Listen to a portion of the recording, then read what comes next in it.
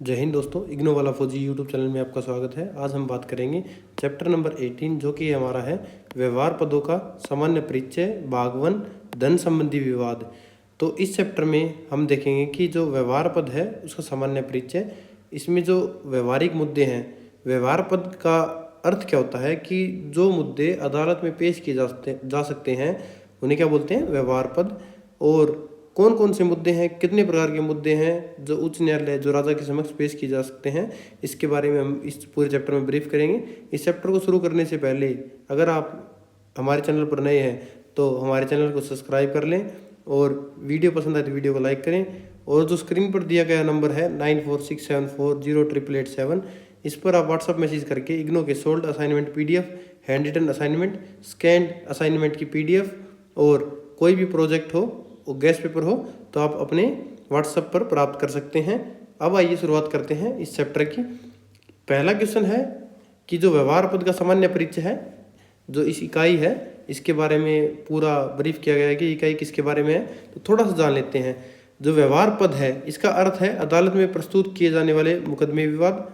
इन्हें क्या कहा जाता है, विवाद पद भी कहा जाता है।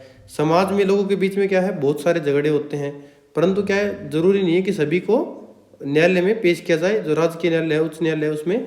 और न तो यह व्यवहारिक था और न ही यह धर्मशास्त्रीय न्याय व्यवस्था थी, तो इसकी अनुमति देती है। भारतीय ज्ञान परंपरा में राज्य द्वारा स्थापित न्यायालयों की व्यवस्था सुव्यवस्थित और अनुशासित थी। न्यायालयों की अपनी गरिमा थी, इन्हें अनावश्यक विवादों से बोझिल नहीं किया जा सकता था। इन्हीं कारण से क्या है, धर्मशास्त्रों में स्पष्ट किया गया है कि कौन कौन से विवाद न्यायालय में प्रस्तुत की जा सकते हैं और इन्हीं विवादों को व्यवहार पद कहा गया है। तो मतलब कहने का अर्थ क्या है, जो भारत में धर्मशास्त्र है उनमें लिखित है कि जो नोटेड, जो बताए गए विवाद हैं वही राजकीय न्यायालय में प्रस्तुत की जा सकते हैं, और जो मुद्दे हैं जो न्यायालय में पेश किए जा सकते हैं उन्हें व्यवहार पद कहा जाता है। अगला है, धर्मशास्त्र में 18 प्रकार के विवाद हैं जो राजकीय न्यायालय में पेश किए जा सकते हैं, और इनमें से ज़्यादातर विवाद कौन से हैं, आर्थिक प्रकृति के हैं। वो किस प्रकार के होते हैं, धन का लेन देन हो, ऋण हो, भूमि संपत्ति क्रय विक्रय आदि ऐसे विवाद आते हैं। इसके अतिरिक्त क्या है, ऐसे करते जिसकी व्यक्ति के शरीर या संपत्ति की हानि पहुंचती है, तो इसे भी क्या है, न्यायालय के समक्ष प्रस्तुत किया जा सकता है। ये हिंसामूलक विवाद कहलाते हैं। तो हिंसामूलक विवाद कौन से होते हैं, जिसमें क्या है, कोई भी व्यक्ति हो, उसकी या शरीर या उसकी संपत्ति को हानि पहुंचती है, तो वो न्यायालय में पेश किए जाएंगे। तो आधुनिक समय में क्या है, अभी आज के प्रेजेंट में और प्राचीन भारतीय में बहुत ज़्यादा गहरा संबंध है। जैसा कि आधुनिक समय में क्या है, दीवानी जो कि क्या है, सिविल केस, और फौजदारी जो है क्रिमिनल मुकदमे का विभाजन किया जाता है। यह बताता है कि फौजदारी मामले है ना, राज्य अभियोजन पक्ष होता है और अपराध की जांच का दायित्व तो सरकार का होता है, जबकि दीवानी मामलों में दो पक्ष स्वयं अपने साक्ष्य प्रस्तुत करते हैं। मतलब कोई दो पक्ष होगा जिनके बीच में विवाद है, दोनों अपने प्रूफ सबूत करेंगे, सबूत होंगे उसको प्रस्तुत करेंगे। धर्मशास्त्रीय न्याय व्यवस्था में सामान्य क्या होता है, सभी विवादों को दो पक्षों के बीच में मामला माना जाता है। राज्य का सीधा हस्तक्षेप नहीं होता है इसमें, केवल हत्या या राजविरोध जैसे मामलों में राज्य का हस्तक्षेप किया जाता है। अर्थशास्त्र में कंटक शोधन अध्याय में इस व्यवस्था का जिक्र मिलता है। तो इसमें क्लियर बताया गया है कि जो हमारा प्राचीन भारतीय न्यायिक व्यवस्था है और जो आजकल आधुनिक समय में है, दोनों में बहुत ही गहरा संबंध है। आज के दिन में क्या है, दीवानी जो कि सिविल मामलों में अपनी न्यायिक व्यवस्था है उस पर फैसला देते हैं, और फौजदारी जो क्रिमिनल मैटर है उसमें। तो इसमें यह भी बताया गया कि राज्य किसमें हस्तक्षेप कर सकते हैं, किसमें नहीं कर सकते। तो जैसे हमारे लिखित हैं, मनु, याज्ञवल्क्य और नारद जितनी स्मृतियाँ हैं उसमें व्यवहारिक पदों की लगभग समान सूचियाँ मिलती हैं। मतलब सभी में लगभग समान सूचियाँ मिलती हैं, थोड़े बहुत विवाद अलग हैं। ऐसे विवाद भी मिलते हैं जो धर्मशास्त्र के हिसाब से 18 व्यवहार पदों में शामिल नहीं है। इन्हें क्या बोलते हैं, प्रकीर्ण वर्ग में रखा गया है। इससे क्या स्पष्ट होता है कि समय के साथ नए प्रकार के विवाद भी न्यायालय में लाए गए हैं, और विशेषकर वे विवाद जो विभिन्न व्यवसायों और लापरवाही छल कपट से उत्पन्न होते हैं। तो इस चैप्टर में इसके बारे में हम डिस्क्राइब में पढ़ेंगे। इस चैप्टर में टोटल 3 क्वेश्चन है, पहला परिचय का, दूसरा ऋणदान का और तीसरा अलग क्वेश्चन है। हम तीनों क्वेश्चनों को पढ़ेंगे तो पूरा चैप्टर कवर हो जाएगा। इससे बाहर आपके एग्जाम में नहीं आने वाला। अगर आप ये 2 क्वेश्चन कर लोगे ना, सेकंड और थर्ड, तो आपकी ये चैप्टर पूरा कवर हो जाएगा। आइए देखते हैं सेकंड नंबर क्वेश्चन। ऋणदान की संक्षेप में चर्चा कीजिए। ऋणदान क्या है, इसके जो मुद्दे हैं उसके बारे में जानेंगे। ऋणदान के अंतर्गत पैसे उधार लेने देने से संबंधित विवाद आते हैं। मैं आपको पैसे दे रहा हूँ, आप मेरे को पैसे दे रहे हो, ऋण पे दे रहे हो, उस पर क्या है, मैंने आपको कोई धन दिया, धनराशि पर मैं वापस लूंगा तो उस पर कुछ एक्स्ट्रा पैसे लूंगा, जिसे ऋण बोला जाता है। एक प्रमुख आर्थिक विवाद था। धर्मशास्त्र आर्थिक मामलों में दोनों पक्षों ऋणदाता और ऋणग्राही को अपने अपने हितों की रक्षा करने का अधिकार देता है, परंतु साथ ही उनके बीच उत्पन्न होने वाले विवादों का समाधान भी प्रस्तुत करता है।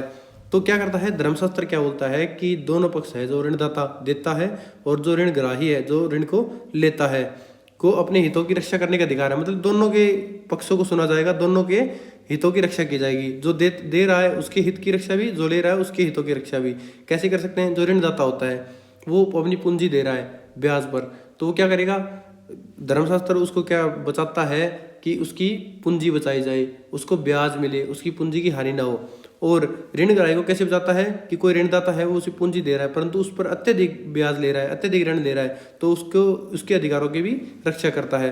धर्मशास्त्रों में एक और जहाँ उधार लेने वाले सूदखोरों के शोषण से बचने के नियम मिलते हैं, वहीं दूसरी ओर उधार देने वालों की पूंजी की सुरक्षा के लिए भी स्पष्ट प्रावधान किए गए हैं। अगला देखते हैं, ब्याज की दर निर्धारित करने का मूल सिद्धांत यह था कि ऋण देने में जोखिम कितना है। यदि उधार लेने वाले ऋण चुकाने की क्षमता कम होती है तो ब्याज की दर अधिक मानी जाती है। तो क्या है कि जो इसके नियम बनाए गए हैं वो इस हिसाब से बनाए गए हैं कि ऋण देने में कितना जोखिम है। अगर क्या है, ऋणदाता किसी को ऋण दे रहा है तो ऋणग्राही क्या कमजोर है और उसको देने में लग रहा है कि असक्षम है, तो उस पर क्या है ब्याज दर अधिक लगाई जाएगी, ताकि क्या है समय से पहले कम टाइम में उसका क्या है पूंजी पूरी हो जाए और उसको नुकसान होने के चांस कम हो। तो ऐसे जो अधिकार हैं निर्धारित किए गए हैं। विशेष रूप से समुद्री व्यापार के लिए दिए गए ऋणों में धन डूबने का जोखिम अधिक होता है, वहां अधिक ब्याज लेने की अनुमति थी। इसका कारण यह था कि उस समय ऋण देने वाले प्राय निजी व्यक्ति होते थे, न कि आज की तरह बैंक और राज्य समर्थित संस्थाएं थी। पहले क्या था, इंडिविजुअल व्यक्ति होता था वो धन देता था, ऋण दे देता था। पहले क्या बैंक कम थे या ना के बराबर थे, तो इसलिए क्या था, इनका अधिकारों की सुरक्षा जरूरी थी। ऋण की सुरक्षा के लिए गिरवी रखने की व्यवस्था भी प्रचलित थी। मतलब कोई भी व्यक्ति ऋण दे रहा है तो वो क्या करेगा, उसको जो ऋणग्राही है उससे कुछ ना कुछ वस्तु बदले मिलेगा कि अगर मेरे पैसे डूब जाते हैं तो मैं ये चीज़ वस्तु अपने पास रख लूँगा। तो उसमें क्या गहने भी हो सकते थे, पशुधन भी हो सकता था और ज़मीन भी हो सकती थी। जो व्यक्ति कोई अपनी संपत्ति गिरवी नहीं रख सकता था, उसे ऋण चुकाने में असमर्थ होता था, उसे ऋणदाता के घर या व्यवसाय में सेवा करनी पड़ती थी। इसके अतिरिक्त पिता की मृत्यु के बाद पुत्र द्वारा पिता का ऋण चुकाने का नियम भी धर्मशास्त्र में मिलता है। तो पहले क्या है, ऋणदाता देता, जो ऋणदाता था वो ऋण को देता था, तो उसमें क्या एक नियम ये भी था कि जो ऋणग्राही है उसका अगर पिता मर गया है तो पुत्र भी धन दे सकता है, ऋण चुका सकता है। यद्यपि ये व्यवस्थाएं शोषणकारी प्रतीत होती हैं, फिर भी धर्मशास्त्रों ने इनके दुष्प्रभाव को कम करने का प्रयास किया है। कौटिल्य ने निर्धनों और रोगियों को ब्याज से मुक्त रखने की बात कही है। तो कौटिल्य ने क्या बोला है, जो निर्धन है, गरीब है और जो रोगी है, जो मरीज है, उनको क्या है ब्याज से मुक्त रखा जाए, वो केवल वापस जो मूलधन है वही लौटाए। वशिष्ठ स्मृति ने तो सूदखोरी को ब्राह्मण हत्या से भी बड़ा पाप बताया है। मतलब क्या है, वशिष्ठ स्मृति है उसमें क्या है, जो ब्याज पे देने की प्रचलन है उसको ब्राह्मण की एक हत्या कर देगा कोई व्यक्ति तो उससे भी बड़ा पाप माना गया है। धर्मशास्त्रों में ब्याज के कई प्रकारों का उल्लेख मिलता है, कहीं दैनिक ब्याज तो कहीं मासिक ब्याज की व्यवस्था मिलती है। तो धर्मशास्त्रों में बताया गया है कि अगर कोई व्यक्ति ऋण देता है तो उस पर या तो वो प्रतिदिन ब्याज लेगा या क्या है प्रति माह ब्याज लेगा। जैसे आजकल स्कीम चलती है, प्रति माह ब्याज होता है और 6 माही ब्याज होता है या वार्षिक दर ब्याज होती है। ब्याज की दर सामान्यतः 1.25% मास, जो कि जिसे बोलते हैं 15% वार्षिक आय ऋण से लेकर दर से लेकर 2% प्रति मास, यानी कि पूरे ईयर में कितने हो गए 24% तक बताई गई है। अधिकांश शास्त्रकारों का मत है कि ऋणदाता मूलधन से दुगनी राशि से अधिक नहीं ले सकता। तो अधिकांश शास्त्रकार क्या मानते हैं, उन्होंने लिखा है, पढ़ा है उससे, कि जो ऋणदाता होता है वो अपनी मूलधन देता है, राशि देता है, उससे दुगनी राशि उससे ज़्यादा वसूल नहीं कर सकता। वस्तुओं के ऋण में ब्याज वस्तुओं के रूप में लिया जाता है। जो वस्तुओं का ऋण होगा उसमें बदले में ब्याज के रूप में वस्तु ही लिया जाएगा। जैसे कि सोना चांदी का दुगना होगा और घी नमक आदि का 8 गुना तक वो ब्याज ले सकते हैं। तो ऐसे क्या है, धर्मशास्त्रों में नियम बनाए गए हैं, ब्याज लेने और देने के लिए सभी के अधिकारों की रक्षा की गई है। ऋण के बदले चल या अचल संपत्ति गिरवी रखने ऋण की आंशिक या पूर्ण वसूली के रूप में आदि गिरवी संपत्ति का भोग करने की व्यवस्था प्रचलित थी। इन सभी नियमों से स्पष्ट होता है कि ऋणदान एक अत्यंत व्यापक और जटिल विवादास्पद था। तो इसमें हमने पूरे क्वेश्चन में क्या देखा कि जो भी ब्याज देता है उसे ऋणदाता बोलते हैं, जो ब्याज लेता है उसे ऋणग्राही बोलते हैं। जो ब्याज देगा और जो ब्याज लेगा उन दोनों के अधिकारों की रक्षा की गई है। दोनों को क्या है, शोषण से बचाने के लिए दोनों के लिए नियम बनाए गए हैं, नियमों के प्रावधान है। ब्याज दर भी डिसाइड की गई है कि कितनी ब्याज दे सकते हैं, कितना ले सकते हैं। दूसरी कंडीशन है कि किसको ब्याज देना है, किसको लेना है, अगर नहीं दे पाता है तो क्या करना है, सभी के नियम डिसाइड किए गए हैं। फिर क्या है, अगला नियम बनाया गया कि अगर कोई व्यक्ति को ब्याज देता है तो वो मर जाता है तो उसका पुत्र भी दे सकता है। कईयों में क्या है, ऐसा रूल बनाया गया कि गरीब है, रोगी है, उसको ब्याज नहीं देना, ब्याज मुक्त राशि दी जाएगी। क्या है, धर्मशास्त्रों में ये भी देखा गया है कि ब्याज दर कितनी होनी चाहिए, उसका भी डिसाइड किया गया है। वस्तुओं के बदले वस्तुओं का ऋण भी दिखाया गया है कि किस वस्तु के बदले कौन सी वस्तु ऋण के रूप में ली जाएगी। तो इस प्रकार क्या है, ये हमारा ऋण के बारे में पूरा क्वेश्चन था। अगर कोई क्वेश्चन आता है तो आप आराम से अटेम्प्ट कर सकते हैं। अगला क्वेश्चन है, निक्षेप की अवधारणा की चर्चा कीजिए। तो क्या है, निक्षेप एक व्यक्ति द्वारा दूसरे व्यक्ति को एक ऐसे अनुबंध के अंतर्गत किसी विशेष प्रयोजन के लिए माल की सुपुर्दगी है कि प्रयोजन के पूर्ण होने पर या तो उसे माल वापस लौटा दिया जाएगा या फिर माल देने वाले के निर्देशानुसार उसका निपटारा कर दिया जाएगा। जो बहुमूल्य वस्तु सुरक्षित संभालने के लिए किसी के पास रखवाई जाए या वह आधी और निक्षेप कहलाती है। यदि कोई घर से बाहर जा रहा है और या किसी कारण से अपनी संपत्ति की रक्षा नहीं कर पा रहा है तो वह दूसरे किसी अन्य व्यक्ति के पास अपनी धरोहर के रूप में रखवा सकता है। किसी दूसरे पर विश्वास के आधार पर गिरवी रखी जाती है। तो निक्षेप क्या हो गया, आज के दिन बोल सकते हैं कि हम कोई विदेश में जा रहा है, मैं अपनी गाड़ी किसी कहीं पार्किंग में रख के जा रहा हूँ तो उसके लिए सुरक्षा के रूप में रख के जा रहा हूँ, तो उसे निक्षेप बोलते हैं। एक व्यक्ति दूसरे को हैंड ओवर कर देता है कि तू भाई जिम्मेवारी ले ले, मेरा घर संभाल लेना, मेरी ज़मीन संभाल लेना, मेरी संपत्ति संभाल लेना, तो एक दूसरे को देता है। तो जब वापस पूर्ण हो जाता है वो काल तो उसे क्या बोलते हैं, उसे वापस लौटा दिया जाएगा।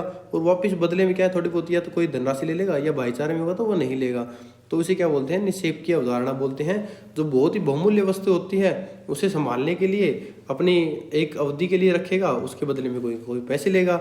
और मान ले कोई घर से बाहर नहीं जा रहा, शॉर्ट टाइम के लिए जा रहा है, कहीं और जा रहा है, तो अपनी संपत्ति की रक्षा नहीं कर पा रहा है तो किसी दूसरे व्यक्ति के पास उसमें रख देगा, जिसे गिरवी भी बोल सकते हैं कि दूसरे के विश्वास पर उसे गिरवी रख दिया है।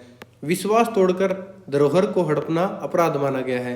पर ऐसी कंडीशन में क्या है, कई लोग बहुत तेज होते हैं जो क्या है उसको हड़प लेते हैं।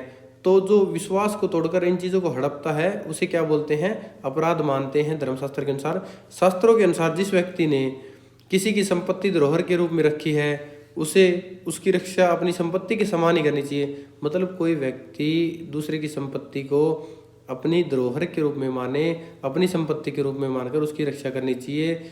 यदि किसी दैवी या राजकृत कारण से, चोरी आदि के कारण यदि वह वस्तु नष्ट हो जाए तो धरोहर के रूप में रखने वाला व्यक्ति देनदार नहीं होता।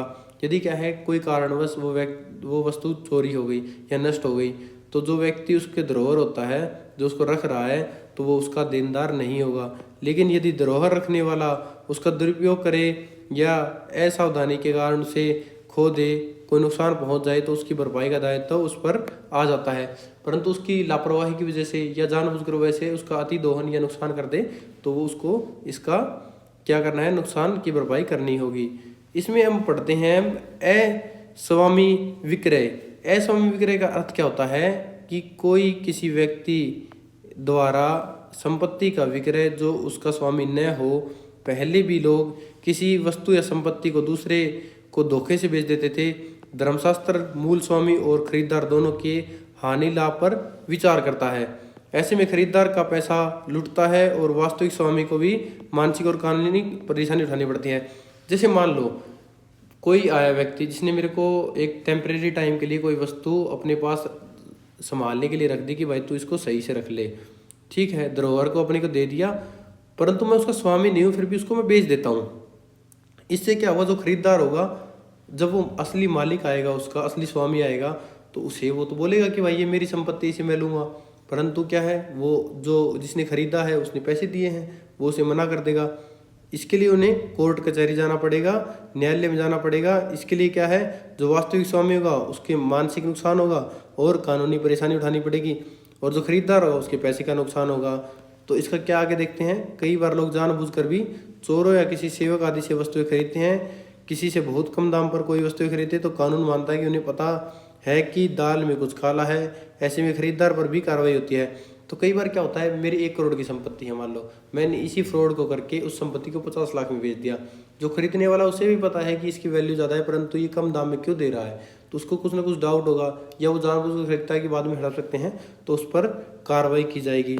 यदि खरीदार धोखेबाज विक्रेता को राजा के समक्ष प्रस्तुत कर दे तो वह समय छूट सकता है। परंतु क्या है कि खरीदार होता है ना, जिसने उसको बेची है धोखे से, उसको राजा के समक्ष प्रस्तुत कर देना तो वह समय माफ हो जाएगा, उसकी गलतियां माफ कर दी जाएगी।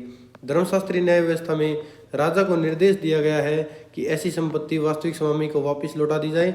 दूसरों की संपत्ति बेईमानी से बेचने वाले को दंडित करने का प्रावधान है। जिसने गलती से बेचा है उसे दंडित किया जाए। अगला है दत्तान पाक्रम। इसमें क्या है, दान से स्वामित्व का अंतरण दूसरे व्यक्ति को हो जाता है, अतः दी हुई वस्तु को पुनः वापस नहीं लिया जा सकता। अगर किसी को आपने दान दे दिया है तो उसे वापस नहीं ले सकते। इस विवाद पद में यह बताया गया है कि किन परिस्थितियों में दी गई वस्तु को वापस लिया जा सकता है और कब उसे वापस नहीं लिया जा सकता।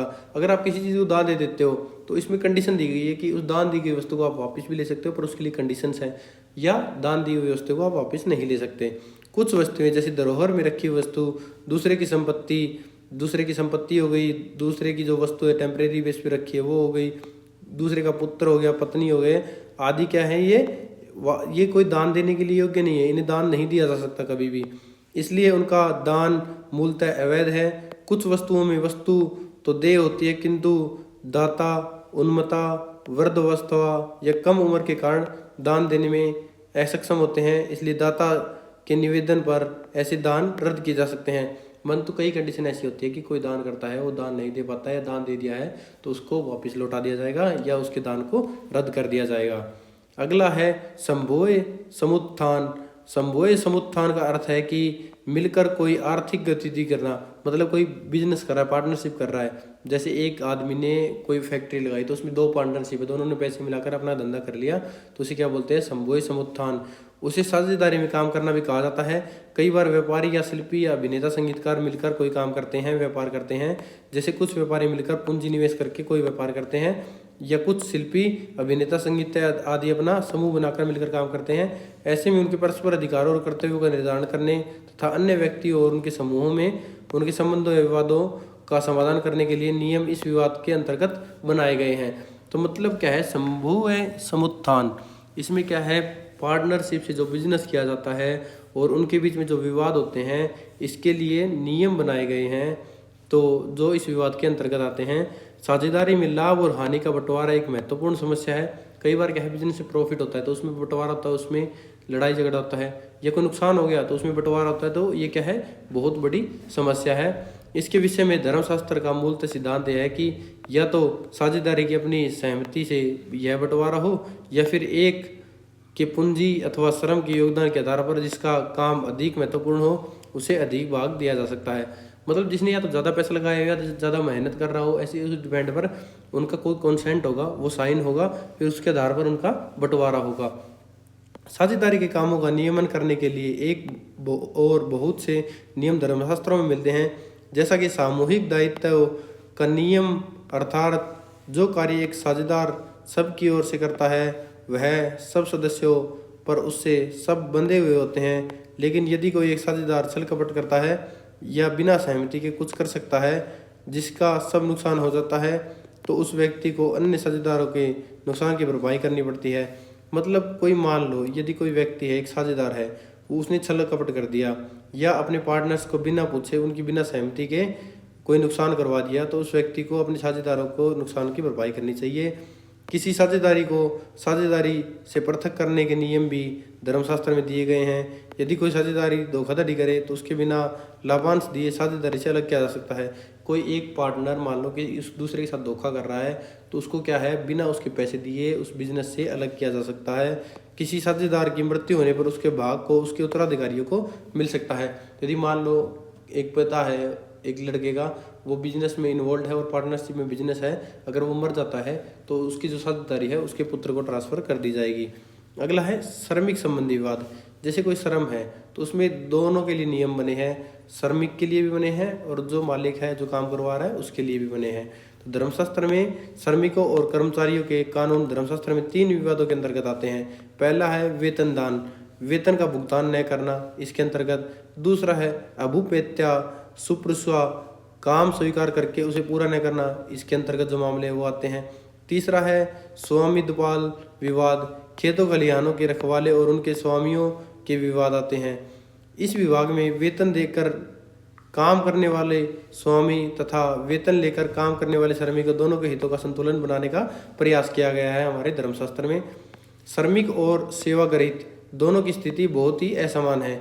धन देने वाले की स्थिति मजबूत है लेकिन श्रम करने वाला उससे प्राप्त धन पर पूरी तरह निर्भर है, इसलिए उसे न्याय व्यवस्था से अपेक्षा कुछ अधिक है। धर्मशास्त्र के कुछ कानून में श्रमिक और सेवाग्रहिता के मध्य समझौते का महत्व है। तो जैसे कि बताया गया है, श्रमिक होगा जो काम करवाने वाला होगा, उसमें क्या है, जो काम करवाने वाला है श्रमिक से उसकी स्थिति थोड़ी मजबूत होती है क्योंकि वो धनवान होता है, उसके पास थोड़े राइट्स ज़्यादा होते हैं। परंतु श्रमिक क्या है, पूरा उस पर डिपेंड है, पूरे जो श्रमदान मिलेगा उस पर डिपेंड है, उसकी पूरी फैमिली डिपेंड है। तो इसके लिए क्या है, श्रमिक उस पर ज़्यादा डिपेंड करता है। तो जो कानून है उसमें कुछ समझौते हैं, उसका महत्व है किस कार्य के लिए कितना वेतन दिया जाएगा, क्या काम किया जाएगा, यह पहले से निश्चित कर लेना चाहिए। कोई काम श्रमिक ले तो उससे पहले डिसाइड कर लो कि कितना वेतन लेगा, कितना क्या करेगा, क्या नहीं करेगा, कितना काम करेगा, कौन सा काम करेगा। यदि वेतन पहले से निश्चित न हो तो समृद्धियों में उत्पाद का 10वां भाग मजदूरी के रूप में देने की व्यवस्था है, किंतु वह नियम भी है कि यदि श्रमिक को भोजन वस्त्र आदि न दिए जाते हों तो 10वां हिस्सा दिया जाना चाहिए, अन्यथा उत्पाद का 1/3 कम से कम दिया जाना चाहिए। तो जैसा कि बताया गया है, अगर वेतन पहले से डिसाइड नहीं किया गया है तो उसके लिए एक नियम है। नियम क्या है, यदि श्रमिक को भोजन वस्त्र आदि न दिए गए हैं तो क्या है, उसे उसकी कमाई का 10वां हिस्सा दिया जाना चाहिए। अगर उसका उत्पाद है, कोई उत्पादन हो रहा है तो उसका क्या है, 1/3, अगर वो पूरा काम कर रहा है तो उसे 1/3 हिस्सा दिया जाना चाहिए। काम स्वीकार करके अकारण काम न करने वाले श्रमिक के लिए तय राशि का दुगना जुर्माना देने का विधान मिलता है। मान लो किसी श्रमिक ने कोई काम की जिम्मेवारी ले ली कि मैं आपका मकान बनवाने के लिए इसमें पूरी मदद करूंगा, परंतु बीच में काम छोड़ देता है तो उस श्रमिक को उसकी जो तय राशि है उससे दुगना जुर्माना देना होगा। यदि वह बीमार हो तो काम पूरा करने के लिए अपने स्थान पर किसी और को भेज सकता है। इसे सेवाग्रहिता का काम भी नहीं रुकता। यदि सेवाग्रहिता मजदूरी न दे तो उस पर जुर्माना लगाने का नियम है। मजदूरों की असावधानी से स्वामी का सम्मान नष्ट हो तो उसे हर्जाना देने का भी विधान है। तो मजदूरों की असावधानी हो गई, उससे क्या है, स्वामी का सामान नष्ट हो गया, उसका नुकसान हो गया तो उसे हर्जाना देने का भी विधान है। अगला देखते हैं अभ्युपेत्या शुश्रूषा। इसमें क्या है, 2 प्रकार के श्रमिकों की चर्चा मिलती है। पहले है कर्मकर, दूसरे हैं दास। पहले बात करते हैं हम कर्मकर के बारे में। तो कर्मकर में देखेंगे, इसमें आपसी समझौते होते हैं कि तय वेतन लेकर तय काम करने वाले कर्मकर कहलाते हैं, कि मतलब पहले से डिसाइड करते हैं कि मैं ये काम करूंगा और इतना वेतन लूंगा। दूसरे आते हैं दास। दास में क्या है, केवल भरण पोषण करते हैं, खाना खाते हैं और कपड़ा लेकर स्वामी की सेवा करते हैं, उसे क्या कहते हैं, दास कहते हैं। इस विषय का विस्तार करके बिना वेतन लिए सेवा करने वाले अन्य वर्ग भी शामिल किए गए हैं। जैसे गुरुकुल में गुरु का काम करने वाले शिष्य, किसी कला शिल्प के विशेषज्ञ से वह कला सीखने वाले अंतेवासी, मतलब कोई किसी कारीगर से काम सीखने वाला। आज की भाषा में इंटर्न कहा जाता है। आज जो इंटर्नशिप होती है वो पुराने ज़माने में जो विषय बताए गए हैं वो होते हैं। इसमें क्या है, वो काम सीखते हैं, बदले में क्या है, खाना पीना खाते हैं और उनकी मतलब काम को आगे बढ़ाते हैं। इसी संदर्भ में शिष्यों और अंतेवासियों के अधिकारों और कर्तव्यों की व्याख्या की गई है। जो वैतनिक कर्मकार है, जो श्रमिक है, जो वेतन लेकर काम करते हैं, को दैनिक वेतन पर रखा जाता है या उसे अधिक अवधि के लिए नियुक्त किया जा सकता है। इन्हें 3 वर्गों में बांटा गया है। उत्तम, जैसे कि सैनिक, दूसरा है मध्यम, जैसे कि खेती करने वाले, और जो अधम है उसे अन्य सब सेवक आते हैं। तो संभवतः क्या है, आज के संदर्भ में इसे कुशल, अर्धकुशल और अकुशल मजदूर कहा जा सकता है। दासों व कर्मकारों के दायित्व वेतन भिन्न भिन्न होते हैं। दासों से अशुभ काम जैसे कि मल उठाना आदि अधिक करवाए जाते हैं। कोई काम करने के लिए मना कर सकता है, किंतु दासों के लिए नियम है कि उन्हें हर काम करने के लिए बाध्य किया जा सकता है। दासों को मात्र भोजन वस्त्र देकर पीढ़ी दर पीढ़ी काम करवाया जाता है।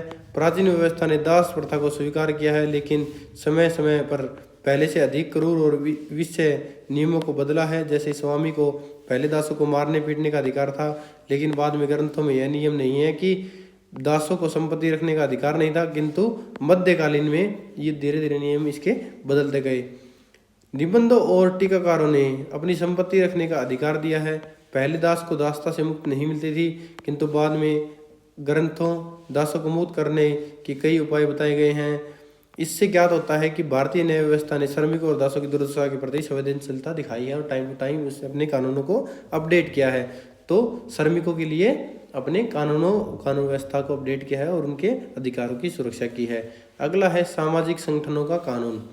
जो सामाजिक जीवन होता है उसको सुचारू रूप से चलाने के लिए क्या है, मनुष्य है उनकी अनेक संस्थाएं और संगठन बनाते हैं, बहुत सारी संस्थाएं बनाते हैं सामाजिक जीवन को सुचारू रूप से बनाने के लिए, और उनके संचालन के लिए उचित नियम बनाते हैं। इसके अतिरिक्त ऐसी अनेक व्यवस्थाएं हैं और संगठन समाज में जिनकी सदस्यता हमें जन्मक या किसी स्थान में निवास करने से प्राप्त होती है, जैसे जाति, गांव, श्रेणी या देश। चाहे हमें कितना स्वेच्छा से इनकी सदस्यता नहीं स्वीकार की है, किंतु फिर भी जन्मता इनकी सदस्यता होने के कारण हम इनके नियमों और अनुशासन में बंधे होते हैं। यह स्वतः सिद्ध समझौता है जिससे उसके संगठन के सदस्य के रूप में हम बंधे हैं। मतलब कोई संगठन हो गया, उसका हिस्सा हो गया, तो उसके कानूनों में हम बंध जाते हैं। दोनों प्रकार के समझौते को सविध अथवा समय कहा गया है। व्यक्तिक्रम का अर्थ है उल्लंघन, समय का अर्थ हुआ समझौतों का उल्लंघन करना। तो मतलब क्या है, व्यक्तिक्रम का अर्थ हो गया उल्लंघन करना और समयक का अर्थ हो गया समझौतों का उल्लंघन करना। कुल मिलाकर इन दोनों के अंतर्गत सामाजिक संगठनों के सदस्यों के परस्पर अधिकारों और कर्तव्यों तथा इन संगठनों के संचालन नियमन का विधान किया गया है। भारतीय न्याय व्यवस्था में लोगों ने इन संगठनों को महत्वपूर्ण स्थान दिया है। यह संगठन बहुत ही सीमा तक व्यक्त है। मतलब क्या है, जो संगठन का हिस्सा हो गया उनके नियमों का पालन करना पड़ेगा। मोटा मोटी ये है, जो संगठन है उसके सामाजिक जीवन को अपने बेहतर बनाने के लिए राज्य के प्रति, शासन के प्रति आवाज उठाते हैं तथा नियमों को इस प्रकार बनाते हैं कि उनकी जीवन शैली अच्छी हो। यह संगठन बहुत सीमा तक स्वायत्त हैं, किंतु धर्मशास्त्रों में इनके उचित संचालन के नियम बनाए गए हैं। परवर्ती टीकाकारों और निबंधकारों ने इसकी स्वतंत्रता बनाए रखते हुए इन्हें सरकार द्वारा बनाई गई व्यवस्था के अधीन कार्य करने का विधान किया गया है। इससे कुछ लोगों में कुछ ऐसा संकेत मिलता है कि परवर्ती काल में अर्थात मध्यकाल में सामाजिक संगठनों को राज्य के अधीन लाने का प्रयास किया गया है। समृद्धियों के अवलोकन से कई सामाजिक संगठन की गतिविधियों का आभास होता है। जैसे ग्राम के लोग मिलकर यह निर्णय कर सकते हैं कि वे मिलकर पशुओं की चोरी से रक्षा करेंगे, या पास के गांव को नहर का पानी अपनी तरफ मोड़ने से रोकेंगे, और गांव में कोई मंदिर हो गया, कोई कुआं हो गया आदि का निर्माण करेंगे। तो जो स्मृति है उस स्मृतियों में भी बताया गया है, सामाजिक संगठनों का जिक्र किया गया है और जो उनकी गतिविधि है उनको डिसाइड किया गया है। जैसे गांव के लोग क्या है, मिलकर अपना निर्णय ले सकते हैं, जो अपनी भलाई का निर्णय है वो कर सकते हैं और जो अपनी भलाई है वो कर सकते हैं। ऐसे कार्य में प्रत्येक ग्रामवासी के लिए ऐसे कार्य धनदान या श्रमदान करना अनिवार्य होता है। व्यक्तिवासियों के लिए संगठन को श्रेणी कहा गया है। तो जो व्यवसायी हैं वो क्या बोलते हैं, संगठन को श्रेणी बोलते हैं। ये नियम बना सकते हैं कि कौन कौन क्या क्या वस्तुएं बेच सकता है, नहीं बेच सकता। सैनिकों का समय क्या कहलाता है, पुग। तो जो सैनिक समूह होता है वो पुग कहलाते हैं। वार्त हाथी सवार सैनिकों का समूह है। वार्त क्या होते हैं, हाथी सवार जो सैनिक होते हैं उन्हें बोलते हैं। ये मिलकर युद्ध करने का निर्णय कर सकते हैं। राजाओं को निर्देश दिया गया है कि वे इन संगठनों और निर्णय नियमों के सदस्यों पर लागू करवाएं। धर्मशास्त्र में इन संगठनों का संचालन करने के लिए एक समिति बनाने का विधान भी है। तो मतलब क्या है, जो सैनिक है उसका एक समूह है उसे पुग बोलते हैं, जो हाथी सवार सैनिक है उसे वार्त बोलते हैं। ये मिलकर क्या है, युद्ध का निर्णय बनाते हैं। राजा को आदेश भी दे दिया इन्होंने, जो संगठन है राज्य को निर्देश है राजाओं को कि वे इन संगठनों में जो निर्णय है, नियम है, उन पर सभी सदस्यों को लागू करवाए। और धर्मशास्त्र में क्या है, इन संगठनों के संचालन के लिए एक समिति बनाने का विधान है कि धर्मशास्त्र में बोला गया है कि इसके लिए एक समिति बनाई जाए। जो समिति के सदस्यों का कार्य है चिंतक कहा गया है। जो समिति के सदस्यों का कार्य क्या है? चिंतक कहा गया है। संगठनों के प्रबंधकों का विरोध करना एक दंडनीय अपराध माना गया है। जो संगठन है, जो उसका प्रबंधक है, उसको अगर कोई विरोध करता है तो उसे क्या बोलते हैं? दंडनीय अपराध माना गया है। संगठन के सम्मेलनों में अनर्थक बोलने वाले पर जुर्माने की व्यवस्था है। संगठन की संपत्ति को हानि पहुंचाने वाले व्यक्ति को देश निकाला या संगठन से बाहर कर देने का दंड दिया जा सकता है। मध्यकालीन धर्म शास्त्रों ने व्यवस्था दी कि संस्थानीय संगठनों के नियमों को राजा के पास पंजीकृत करवाना आवश्यक है। प्रबंधकों और संगठन के सदस्यों के मध्य विवाद का समाधान भी राजाओं के अधिकारियों को करना होता था। इस प्रकार के सामाजिक संगठनों में प्रशासन का हस्तक्षेप मध्यकाल के ग्रंथों में अधिक दिखाई देता है। तो इस प्रकार क्या है, जो समिति है उसके सदस्य हैं वो, उनके जो प्रबंधक है वो कानून बना सकते हैं। उनके खिलाफ आवाज़ उठाने के लिए कोई आएगा, सामने आएगा, तो वो क्या दंडनीय अपराध है। इसके खिलाफ कोई बोलेगा, अनर्थ उल्टा सुल्टा बोलेगा तो उस पर जुर्माने की व्यवस्था है। उसकी संपत्ति को नुकसान पहुंचाएगा संगठन की, तो उसको, उस व्यक्ति को संगठन से बाहर निकाल दिया जाएगा या देश से बाहर निकाल दिया जाएगा।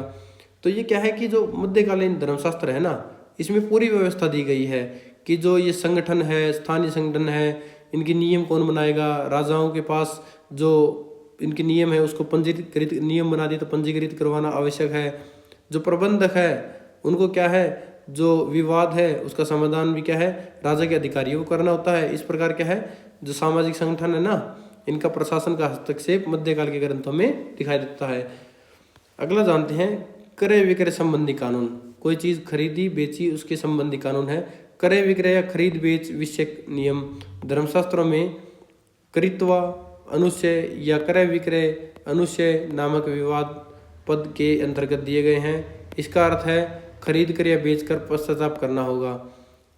वस्तुओं का क्रय विक्रय अर्थव्यवस्था को गति देने के लिए बहुत जरूरी होता है। तो मतलब वस्तुओं का बेचना और खरीदना अर्थव्यवस्था की गति के लिए या एक राज्य के लिए उसके अर्थ पैसे के लेन देन के लिए बहुत जरूरी है। बाजार में स्थिरता भी अर्थव्यवस्था को मजबूत करने के लिए आवश्यक है। इसके लिए व्यापारिक सौदों को पक्का करने की आवश्यकता होती है। भारतीय न्याय व्यवस्था ने स्वीकार किया है कि सामान्यतः नियम है कि कोई वस्तु बेचकर विक्रेता को समय में उसे खरीदार को देना होता है। क्रेता को निश्चित समय में पूरा भुगतान करना होता है। फिर भी भारतीय कानून व्यवस्था में इसे सत्य को स्वीकार किया गया है कि यदि क्रेता या विक्रेता को लगे कि सौदा उनके हित में नहीं है तो वह सौदे को रद्द कर सकता है। मान लो कोई बेचने वाला है, कोई खरीदने वाला है, उसमें किसी एक को लगता है कि उसमें बिजनेस का नुकसान हो सकता है, उसका नुकसान है, तो उस सौदे को रद्द कर सकता है। इसके लिए बहुत सूक्ष्म ढंग से विचार किया गया है। ऐसे में क्रेता वस्तु लौटाकर अपने पैसे ले सकता है तथा विक्रेता पूरे पैसे लौटाकर अपनी वस्तु ले सकता है। तो जैसे बोला, क्रेता जो खरीदने वाला है वो क्या वस्तु को लौटा देगा जिससे खरीदी है और अपने पैसे वापस ले लेगा। वैसे क्या विक्रेता जिसने वस्तु बेची है वो क्या अपनी वस्तु ले लेगा और पैसे लौटा देगा। मनु ने सौदा निरस्त करने के लिए 10 दिन की अवधि निश्चित की है कि अगर क्या है 10 दिन से ज़्यादा निकल जाते हैं तो सौदे को रद्द नहीं किया जा सकता। जो क्रेता है जिसने वस्तु खरीदी है वो वस्तु रखे और विक्रेता जिसने अपनी वस्तु बेची है वो अपने पास पैसे रखें। किंतु यदि कोई सामान खराब होने वाला हो और उसी दिन वापस करना आवश्यक है, यदि क्रेता ने बहुत जांच परख के कोई वस्तु खरीदी हो तो उसे वापस नहीं कर सकता है। क्या है कि क्रेता ने पूरी जांच परख करके कोई वस्तु ली है परंतु क्या है वो खराब निकल गई तो वो उसे वापस नहीं कर सकता। बेचने का वादा करने वाले के बाद वस्तु के दाम अचानक बढ़ जाएं तो विक्रेता अधिक लाभ के लिए सौदा रद्द नहीं कर सकता है। तो उनका क्या है, पहले सौदा हो गया परंतु वस्तु का दाम बाद में बढ़ गया तो विक्रेता क्या है उस सौदे को रद्द नहीं कर सकता है। भूमि के विषय में कई विशेष नियम दिए गए हैं। उदाहरण के लिए यदि क्रेता निश्चित अवधि में पूरा मूल्य चुकाने का वचन दे तो वह कुछ अंश राशि देकर भूमि का स्वामित्व प्राप्त कर सकता है। तो मतलब क्या है, किसी ने कोई भूमि खरीदी तो अगर उसे वो बोल देता कि मैं इस दाम में इतने टाइम में आपके पैसे चुका दूंगा तो थोड़े पैसे देकर अपनी भूमि का स्वामित्व ले सकता है। सीमा विवाद के नाम से भूमि की सीमा के विषय में विवादों का उल्लेख मिलता है। भूमि के स्वामी का दायित्व है कि वे अपनी भूमि की सीमा अच्छी तरह से चिन्हित कर दें। उन्हें अपनी जमीन की सीमा पर गढ़ों के पत्थर, अड़ियों के या राख भर के सीमा चिन्हित करना चाहिए। खेतों व अन्य भूखंडों की सीमा पेड़ों से भी चिन्हित की जा सकती है।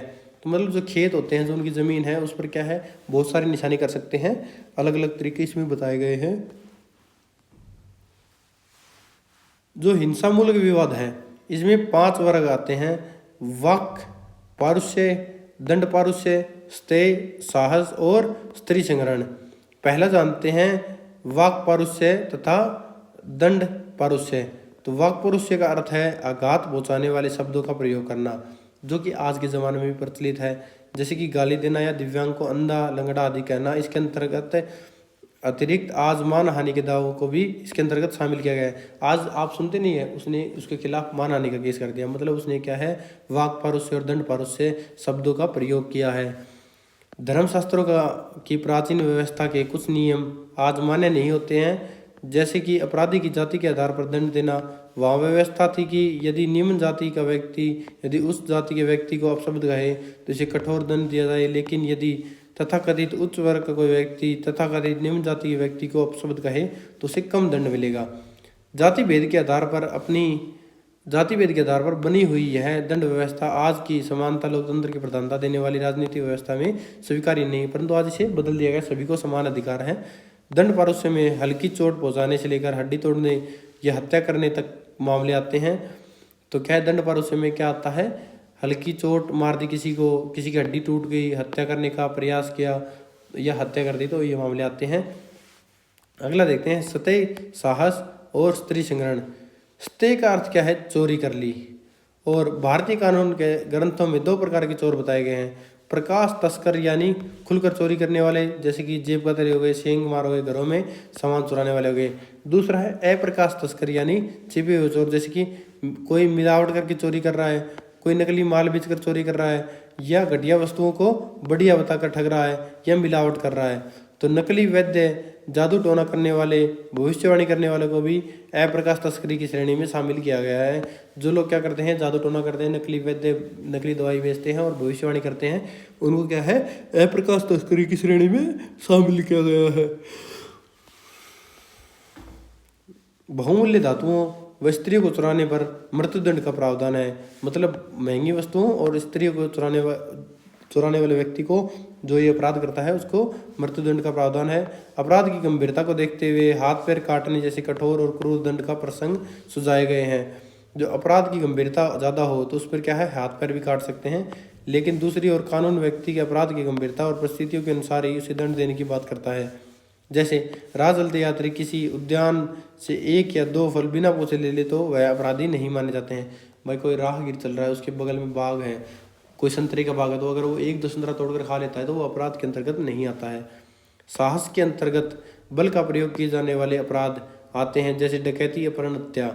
गाड़ी चालक की असावधानी से या तेजी से गाड़ी चलाने से किसी व्यक्ति की मृत्यु हो जाए तो वह दंड का भागी माना जाता है, किंतु यदि गाड़ी का पहिया टूट जाए और गाड़ी पलट जाए तो उससे किसी को चोट आए तो वह मृत्यु भी हो सकती है, तो भी चालक अपराध नहीं माना जाता। इस प्रकार जानबूझकर या असावधानी से कोई अपराध करने और अनजाने में दुर्घटना होने से स्पष्ट भेद किया जा सकता है।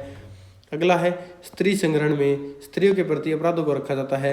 इसमें किसी स्त्री के साथ छेड़छाड़ करना, पीछा करना, अभद्र स्पर्श करना आदि अपराध आते हैं।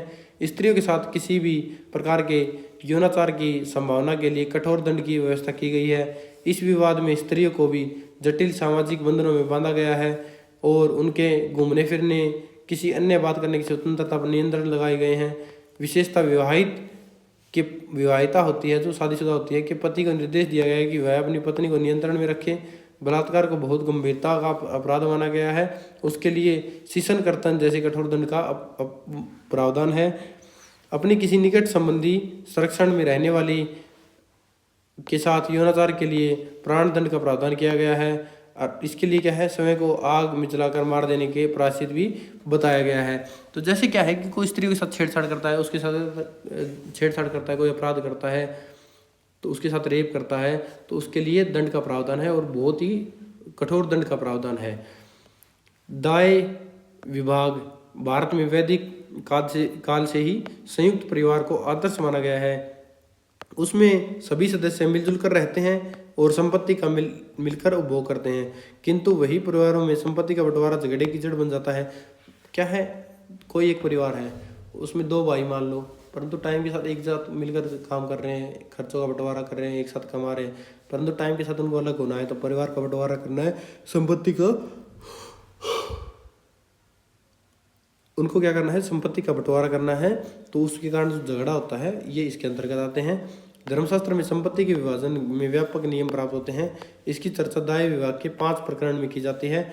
दाय का अर्थ है देने योग्य, विभाजन योग्य संपत्ति।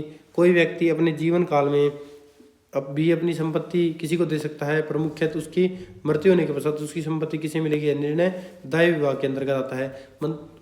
मान लो कोई व्यक्ति जिंदा है तो वह अपनी संपत्ति किसी को भी दान दे सकता है, परंतु वह मर गया तो इसकी जिम्मेवारी किसको होगी, उसकी संपत्ति किसको मिलेगी, तो यह दाय विभाग के अंतर्गत आता है।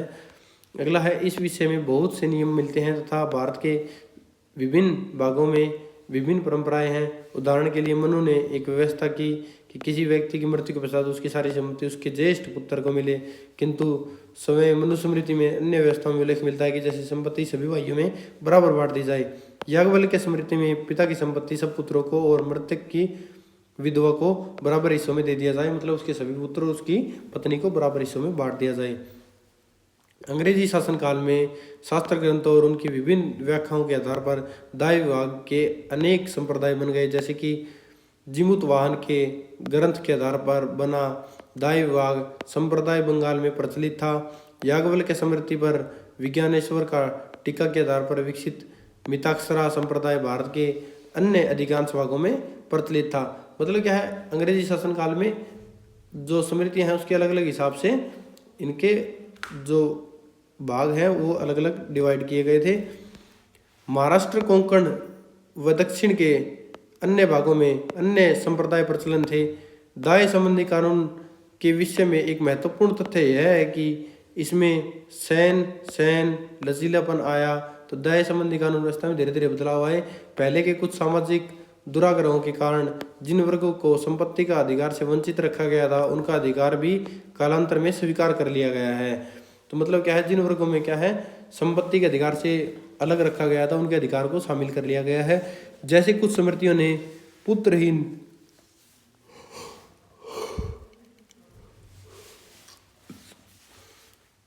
विधवा को पति की संपत्ति लेने का अधिकार नहीं था, किंतु याज्ञवल्क्य स्मृति में टीकाकार विज्ञानेश्वर ने अनेक तर्कों से उसे अधिकार की स्थापना की।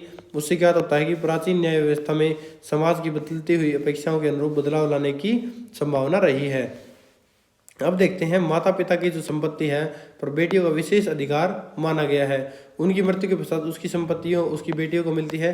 यदि मृतक स्त्री की बेटी न हो और उसकी बेटों को मिल सकती है। भारतीय न्याय व्यवस्था में स्त्री धन का बहुत महत्व है। स्त्री धन वह धन है जो स्त्री को अपने विवाह के समय, विवाह के उपरांत अपने माता पिता के कुल या पति के कुल के उपहार के रूप में मिलता है। यदि वह उसे दाय के रूप में प्राप्त करती है तो स्त्री धन पर महिला का विशेष अधिकार रहता है।